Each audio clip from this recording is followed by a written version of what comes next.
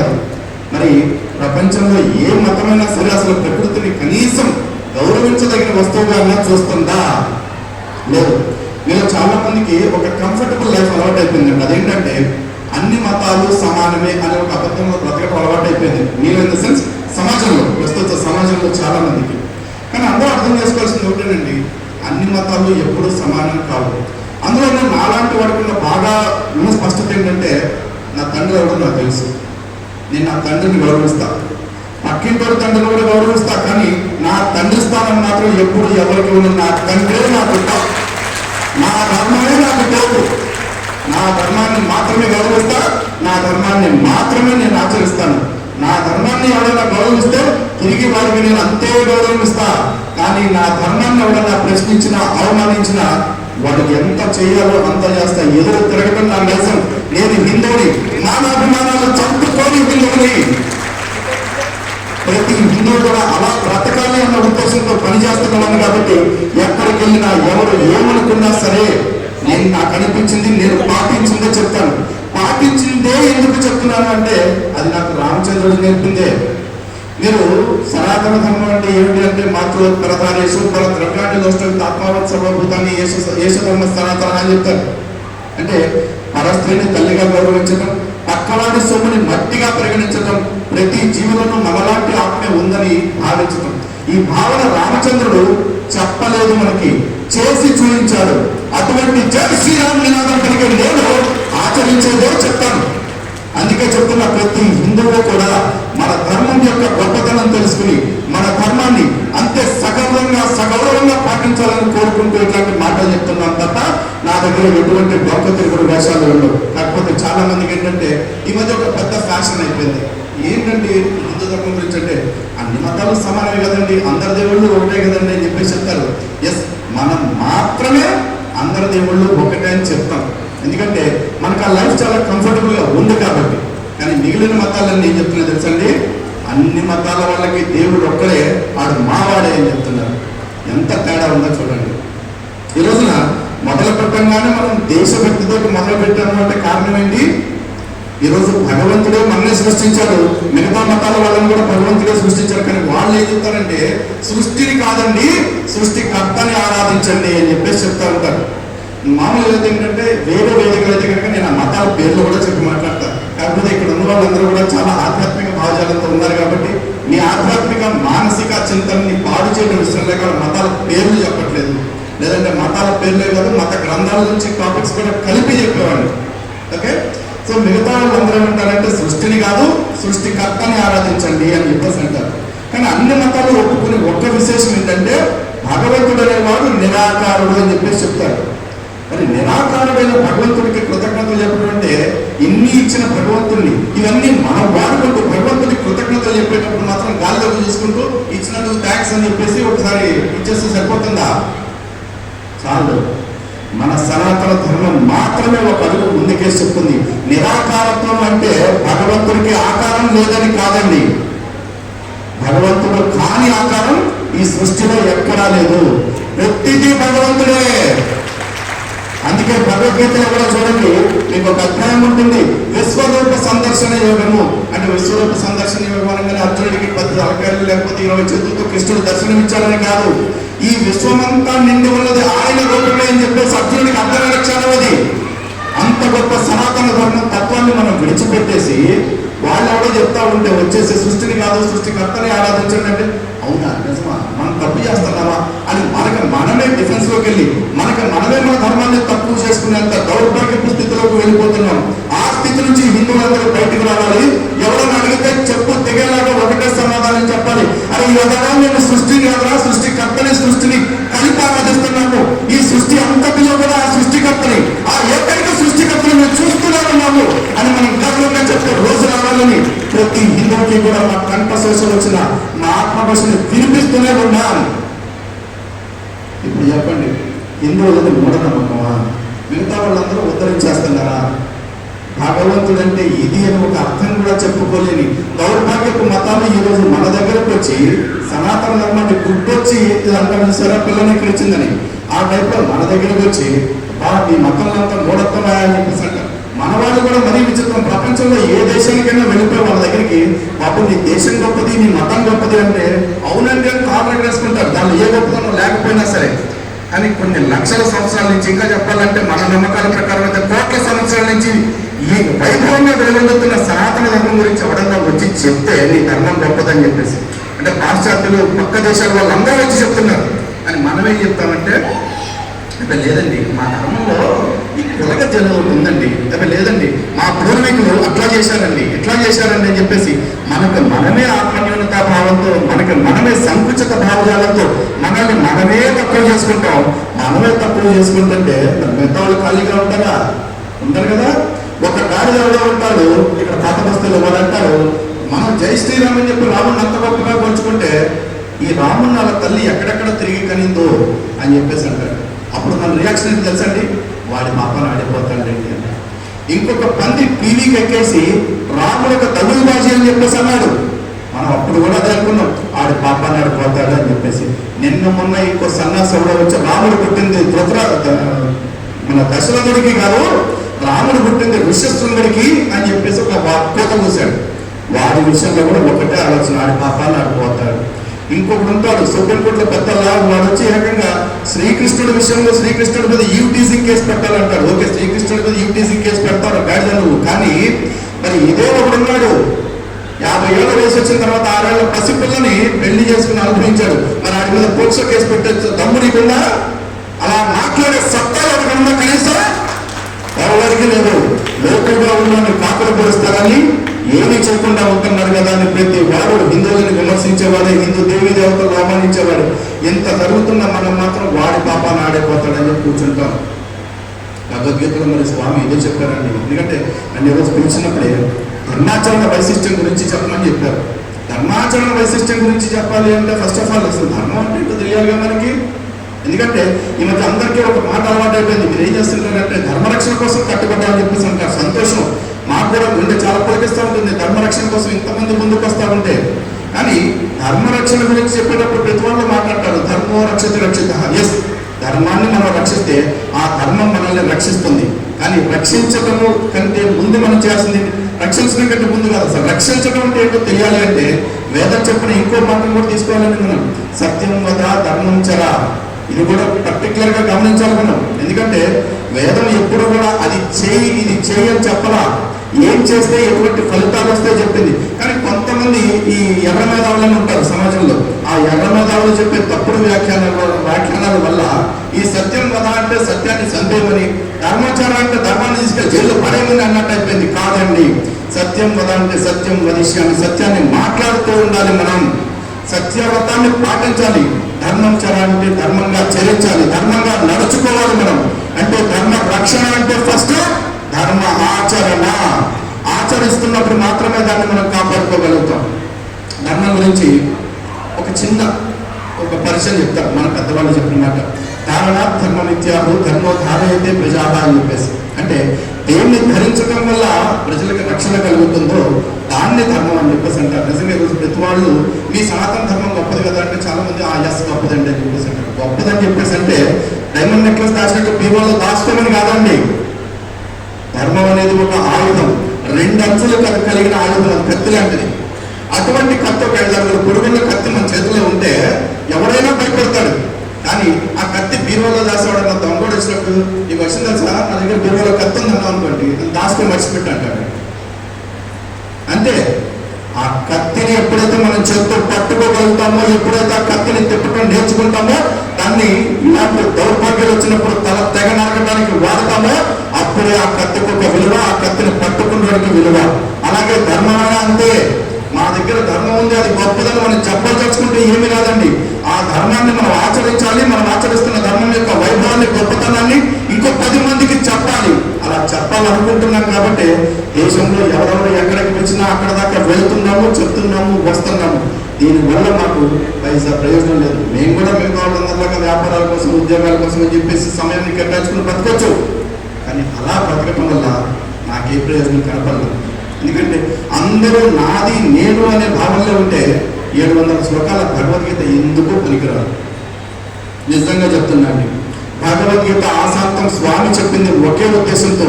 అర్జునుడు పేరుతోటి మనుషుల్లో పేర్కొన్న 2 దౌర్బల్యాలని మనుషుల నుంచి తరిమి కొట్టాలనుకున్నారు. అవే అహం మమ. మీరు ఎవరైనా లెక్కేసి చూసుకోండి. అహంకారం అంటే నేను అనే భావన, మమకారం అంటే నాది అనే భావన. ఈ రెండు భావనలు కాకుండా మరొక కారణం మీకు కనపడదు. ప్రపంచంలో ఉన్న ప్రతి సమస్యకి వెతికితే మూలం అదే అవుతుంది. అటువంటి దౌర్బల్యాన్ని విడిచిపెట్టాలని స్వామి మనకి ఘోషిస్తూ చెప్తే మనం ఈ రోజు దాకా ఏమనుకుంటాం అంటే భగవద్గీత చదివితే ఉద్యోగం వస్తుందా, భగవద్గీత 700 శ్లోకాలు పారాయణ చేస్తే మాకు ప్రమోషన్ వస్తుందా, ఇక్కడే అయిపోయాం. లేకపోతే భగవద్గీత ఎవరన్నా చనిపోయిన వాళ్ళ దగ్గర పెట్టి ఆ చనిపోయిన వాళ్ళు స్వర్గానికి పోతారా అని ఆలోచిస్తున్నాం. అరే బతుకున్నప్పుడు చేయాల్సిన పనులు చేయకుండా సచ్చిన తర్వాత అక్కడికి పోతావా ఇక్కడికి పోతావా అంటే వెళ్ళి చేసేది ఉంది. ఇక్కడ ఏమి చేయాలి, అక్కడికి వెళ్ళి మాత్రం అక్కడికి కట్టగలుగుతారా, ఏమీ ఉండదు. కాబట్టి హిందువులందరికీ మళ్ళీ మళ్ళీ మళ్ళీ చెప్తున్నాను, మన ధర్మం గొప్పతనం తెలుసుకోండి. తెలుసుకున్న ప్రతి వాళ్ళు దాన్ని ఆచరించే ప్రయత్నం చేయండి. ఆచరించే ప్రయత్నంలో కనుక మీరు అబ్జర్వ్ చేస్తే ధర్మానికి 10 లక్షణాలు చెప్తుందండి ఉపనిషత్తు. హృదయ క్షమార్థమోస్తేయం శౌచం ఇంద్రియ నిగ్రహం తీరు విద్యా సత్యం క్రోధో దశకం ధర్మ లక్షణం అని చెప్తున్నారు. ఈ 10 లక్షణాలు కలిగిన ధర్మ లక్షణాల్లో మొట్టమొదటి ఏం చెప్పారు తెలుసా, హృదయ అంటే ధైర్యము. కానీ ఈరోజు హిందువులందరిలో కూడా ఆ ధైర్యం పోతా ఉందండి. తప్పు చేసినప్పుడు వీధుల్లోకి వచ్చి మన గురించి చెడుగా మాట్లాడినాడు దవడ పగలగొట్టడం కాదు కదా, కనీసం నువ్వు ఎందుకయ్యా ఇట్లా మాట్లాడావని మర్యాదగా ప్రశ్నించే ధైర్యం కూడా చచ్చిపోయింది ప్రతి ఒక్కళ్ళలో.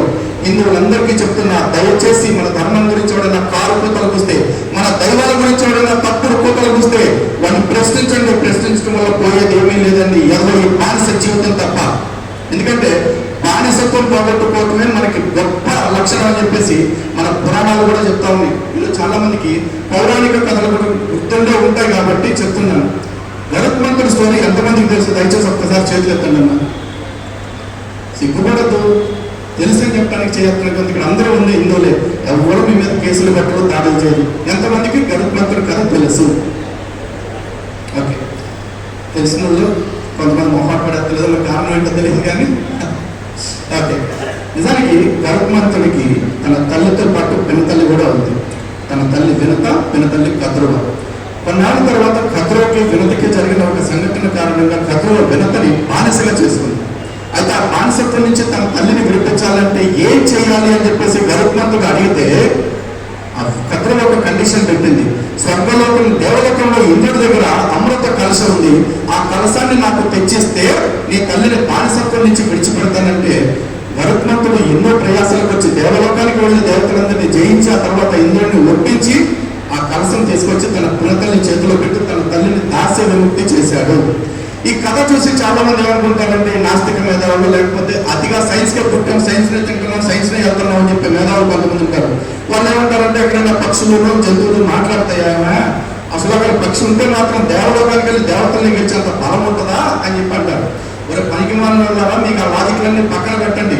అక్కడ దాకా వెళ్ళిన గరుత్మంతుడు అమృత కలశం తీసుకుని వచ్చి తను తన తల్లి తాగేసి కద్రో పిల్లల్ని చంపేలా అంత కష్టపడి తెచ్చిన వాడు ఇచ్చిన మాట ప్రకారం తన పినతల్లికి ఆ అమృత భాండాన్ని ఇచ్చాడు. నిజంగా ఈ రోజున అది ప్రతి భారతీయుడికి ఒక గర్వకారణంగా చెప్పుకోవాల్సిన కథ మనకి. ఎందుకో తెలుసా, ఆ రోజు గరుత్మంతుడు చెప్పింది ఒకటేనండి, నాకు అమృతమైనా సరే అమరత్వమైనా సరే బానిసత్వంలో బతకడం కంటే ఎక్కువ కాదు, తీసుకోబడి నేను బానిసగా ఉండకపోతే చాలనుకున్నాడు. కానీ ఈ రోజు మనం మన ఉద్యోగాలు, మన జీతాలు, మన జీవితాల కోసం అని చెప్పేసి మన దేవుణ్ణి అమ్మ రకాలు ఎట్టినా మనం పట్టించుకోవాలి. కానీ మనకి తెల్లారేదాన్ని అవసరం అయితే దేవుడి దగ్గరికి వెళ్ళిపోయి బాబాయ్ అని చెప్పేసి అప్లికేషన్ పెడతారు. కర్మకాలు ఏదన్నా ఒక కోరిక తిరగకపోతే ఈ దేవుడు నా కోరిక తీర్చలేదండి అని చెప్పేసి ఎక్స్పెక్ట్ మతం కూడా మారిపోతున్నారు. సిగ్గు ఎక్కువ నేను బ్రతుకులు మనిచ్చి ఇదా ఇలాంటి బతకడం కోసం అయితే భారతదేశంలోనే పుట్టాలండి, ప్రపంచంలో ఏ దేశంలోనే పుట్టొచ్చు. ఒక భారతీయుడిగా భారతదేశంలో పుట్టిన హిందువుగా నేను ఎందుకు గర్విస్తానో తెలుసా, భారతదేశంలో ఎప్పుడూ ప్రపంచానికి పూజ కదే. ఎందుకంటే ఈ మాట చెప్పినప్పుడు కూడా ఒక నిమిషం నాకు మాట ఆగిందంటే, ఇది తలుచుకున్న ప్రతిసారి ఇప్పుడు 1000 సార్లు చెప్పుకుంటా, 1001 చెప్పినా సరే నా గుండె అంతే పులకిస్తుంది. ఎందుకంటే ప్రపంచంలో అన్ని దేశాలు కూడా భోగాల చుట్టూ తిరుగుతుంటే భారతదేశం మాత్రం ప్రపంచమంతా బాగుండాలని ఇక్కడ యాగాలు చేసింది, త్యాగాలు చేసింది. అంత గొప్ప భూమి నా భారతదేశం. అటువంటి భారతదేశంలో పుట్టినందుకు నేను ఎప్పుడూ గర్వపడతానే ఉంటాను. ఎందుకంటే ఎంత పెద్ద ఇల్లైనా కట్టుకోండి, నాకు అంత పంప పెట్టుకున్నా సరే చిన్న పూజ గది ఒకటి పెట్టుకుంటారు. ఆ ఇంటి మొత్తం యొక్క క్షేమాన్ని ఆ పూజ గదిలో కూర్చొని కాంక్షిస్తారు. అలాగే ఇంతటి విశాల విశ్వం ఉంది, ఆ విశ్వం యొక్క శ్రేయస్సు మొత్తాన్ని ఎక్కడ కూర్చుని యజ్ఞాలు యాగాలు చేసి కోరుకున్నారో తెలుసా? ఈ భర్త భూమి పైన. అందుకే ఈ భూమి దేవభూమి, వేదభూమి, పవిత్ర భూమి, పుణ్యభూమి, ఈ ప్రపంచానికి పూజ కది. అంత గర్వంగా నేను చెప్పుకోవడానికి కూడా కారణం ఇదే.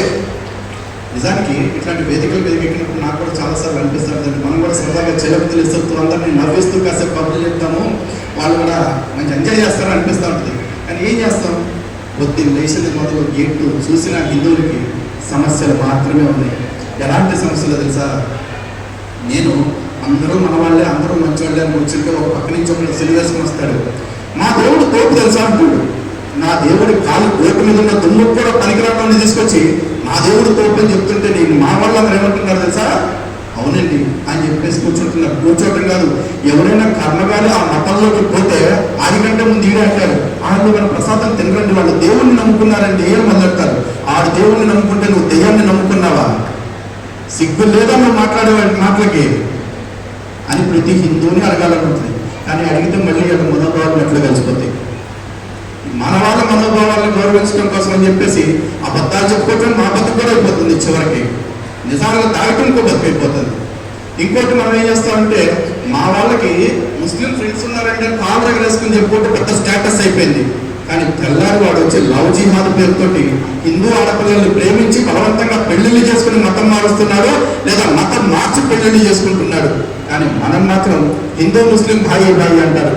మరి మా ఇంటికి అయితే మా అమ్మ దగ్గరికి అయితే ఆ నాన్న రాలేదు, ఆ అమ్మ దగ్గరికి మా నాన్న పోలేదు, మరి నేను నాకు అట్లా బాగా అవుతాను చెప్పండి. చూసారా? నిజాన్ని స్పందించాలంటే కూడా ఎంత ధైర్యం చచ్చిపోయింది.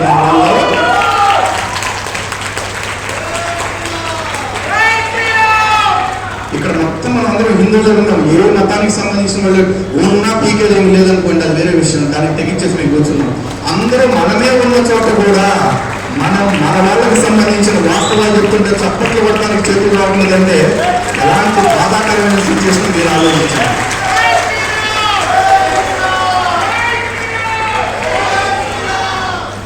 వీళ్ళెత్తడితో అయిపోయింది అనుకుంటున్నారేమండి. ఇంకోటి ఉంటుంది, మన సనాతన ధర్మం నుంచే రాలిపోయిన ఆకులు కొన్ని ఉన్నాయి, బౌద్ధం చేయడం అని చెప్పేసి. ఎంటికలు బిల్లొట్టడానికి కూడా పరికరాన్ని తుట్టు పట్టిపోయిన ప్లేట్ కంటే కూడా సండాలమైంది. కానీ వాళ్ళు ఈరోజు వచ్చేసి మన తిరుపతి వెంకటేశ్వర స్వామి గురించి మాట్లాడితే అదొకప్పుడు మా బౌద్ధాలయమే అంటారు. ఇంకోటి ఏదన్నా గుడి గురించి మనం చెప్తే విజయవాడ దుర్గమ్మ తల్లి గురించి మాట్లాడితే అది మా బౌద్ధాలయమే అంటాడు. ఎక్కడో కామాఖ్యలో అమ్మవారి గురించి చెప్తుంటే అది మా బౌద్ధాలయమే అని చెప్పేసి అంటాడు. ఈ ప్రభుత్వాలకు అర్థం కాదు ఏంటంటే, వాడిది అంటూ ఈ దేశంలో ఏది లేదండి. ఈ దేశంలో ఏదున్నా అది హిందువులదే. ఈ హిందువులతో ప్రతి వాడు లాక్కునేది నాది అని చర్చించుకుంటున్నారు. అంతకు మించి ఏమీ లేదు. కానీ ఇప్పుడు ఆ బౌద్ధాన్ని క్రైస్తవ మతం పాటించేవాడు, ముస్లిం ధర్మాన్ని పాటిస్తున్నామని చెప్తున్నవాడు, చివరికి నాస్తికత్వాన్ని పాటిస్తున్నవాడు కూడా ఇది మాది అంటూ మన దగ్గరకు అడ్డం పెట్టుకుని వచ్చి హిందువుల పైన దాడి చేస్తున్నారు. అంటే మన వేలితో మన కళ్ళనే పొడిపించడం కోసం ఈ బౌద్ధాన్ని జైనాన్ని వాడుకుంటున్నారు. కానీ సనాతన ధర్మం ప్రకారం చూసుకుంటే ఈ బౌద్ధము జైనం కూడా నాస్తిక దర్శనాలే తప్ప ఆస్తికత్వానికి ఎటువంటి చోటు లేదు వాటిలో. అలాంటి మతాలను పాటిస్తున్న వాళ్ళే కాకుండా ఈరోజు కొత్తగా ఒక శక్తి బయలుదేరింది, నాస్తికులు. ఈ నాస్తికత్వం విషయంలో కూడా ప్రతి వాళ్ళకి కొంత అవగాహన కలిగి ఉన్నారు. కారణం ఏంటంటే, ప్రపంచంలో అత్యధిక జనాభా కలిగిన మతం ఏది అంటే ఎవరైనా ఏం చెప్తారండి? ప్రపంచంలో అత్యధిక జనాభా కలిగిన మతం ఏది? క్రిస్టియన్స్. రెండో అత్యధిక జనాభా కలిగిన మతం ఏది? ముస్లిమ్స్. నేను మూడోది అడుగుతాను, దానికన్నా సమాధానం చెప్పండి. మూడో అత్యధిక జనాభా కలిగిన మతం ఏది ప్రపంచవ్యాప్తంగా? చాలా మంది ఇక్కడే పొరబడుతున్నారండి. హిందువులు కాదు, హిందువులు 4వ స్థానంలో ఉన్నారు. 3వ అతిపెద్ద జనాభా కలిగి ఉన్నది ఎవరంటే, నాకు దేవుడి మీద నమ్మకం లేదు, నేను ఏ మతాన్ని పాటించట్లేదు అని చెప్పుకుంటున్న బ్యాచ్ ఒకళ్ళు ఉన్నారు. అంటే నేను పుట్టాను కానీ ఏ తండ్రికి పుట్టారో తెలియదని చెప్పుకునే బ్యాచ్ వాళ్ళందరూ కూడా. అలాంటి బ్యాచ్ ఇప్పుడు 3వ అత్యధిక పెద్ద జనాభాలో వాళ్ళు అంత జనాభాగా మారారంటే ఎలా మారారండి?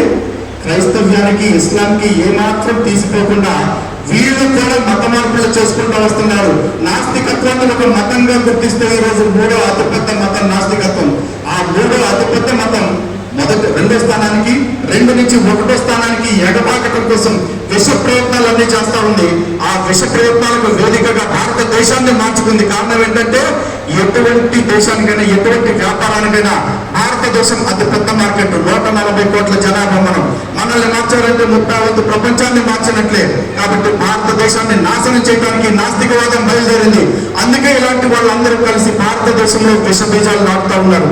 అందుకే ఈ రోజున వెచ్చలవిడితనం కావచ్చు, లేకపోతే వెచ్చలవిడి శృంగారం గురించి కావచ్చు, ఓపెన్ గా చర్చలు చేయాలని చూస్తూ ఉన్నారు. మరి వీటన్నిటి నుంచి కాపాడుకోవడానికి మనం ప్రయత్నం చేయాలా వద్దా?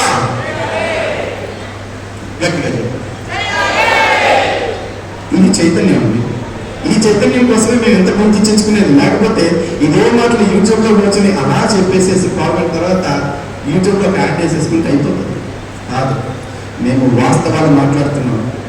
ఈ వాస్తవాన్ని వ్యక్తిగతంగా కలిసి మాట్లాడితే ఇక్కడున్న దాదాపు 500 మందిలో కనీసం ఒక 50 మంది అన్నా సరే రేపు బయటకు వెళ్ళిన తర్వాత ఎవరైనా వచ్చి నీకు తెలుసా మీ ధర్మం కంటే మా దేవుడు గొప్పడు అంటే మూసుకునే సనాతన ధర్మాన్ని మించింది ప్రపంచంలోనే ఏది లేదు.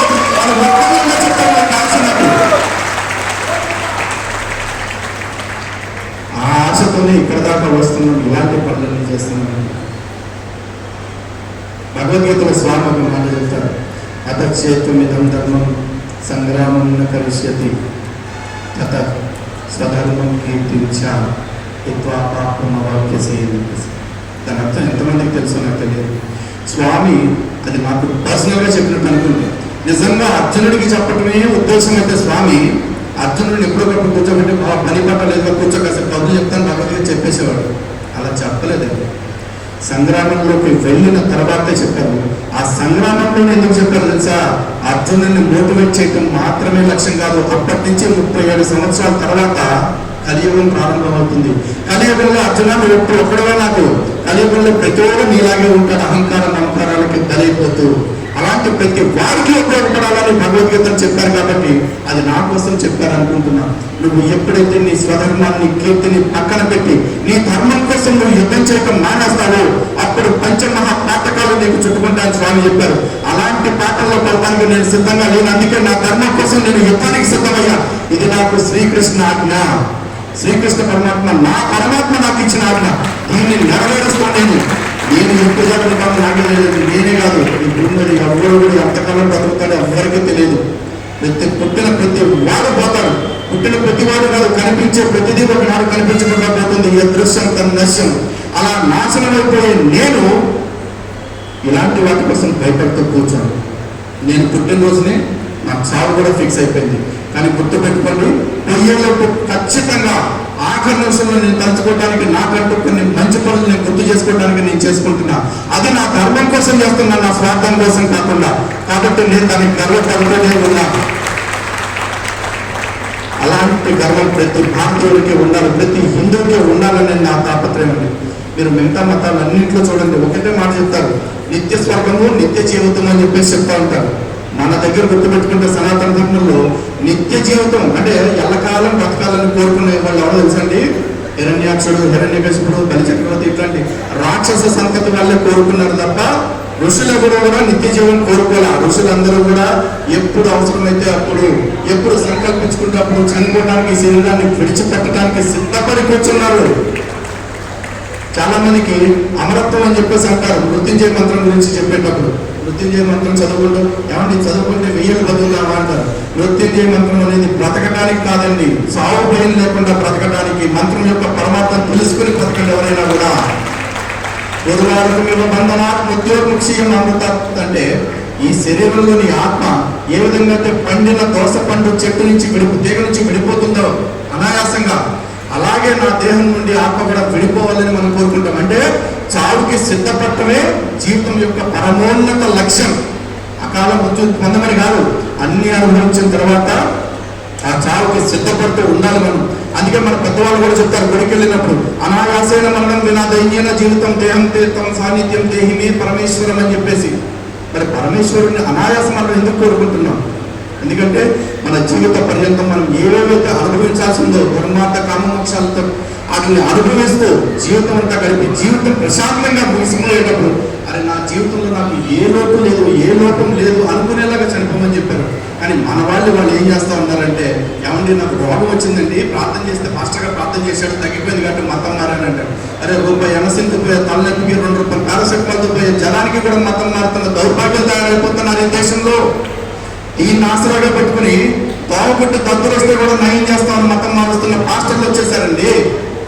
మరి ఇలాంటి ఉన్మాదులందరూ మన చుట్టూ చేరి మన ధర్మాన్ని భ్రష్టు పట్టిస్తా ఉంటే మన వాళ్ళని కాపాడుకోవడానికి మనం ఏం చేయాలి? ఏం చేయాలి? దాన్ని ధర్మరక్షణ అంటారు. ఆ ధర్మరక్షణ వైశిష్ట్యాన్ని, ధర్మాచరణ వైశిష్ట్యాన్ని ఈరోజు చెప్పమని చెప్పేసి ఇక్కడ నన్ను పిలిచారు. నాకు ఇంతమంది మధ్యలో, ఇంతమంది భాగవతోత్తముల మధ్యలో నాకు చెప్పుకునే భాగ్యాన్ని కలిగించిన పూజ్య స్వామి వారికి మరొక్కసారి శిరస నా పాద నమస్కారాలు తెలియజేసుకుంటున్నాను. అవకాశం ఇచ్చిన వాళ్ళందరికీ మరొక్కసారి ధన్యవాదాలండి. జై శ్రీరామ్. సరిపోదండి, ఇంకా గట్టి కావాలి. జై శ్రీరామ్.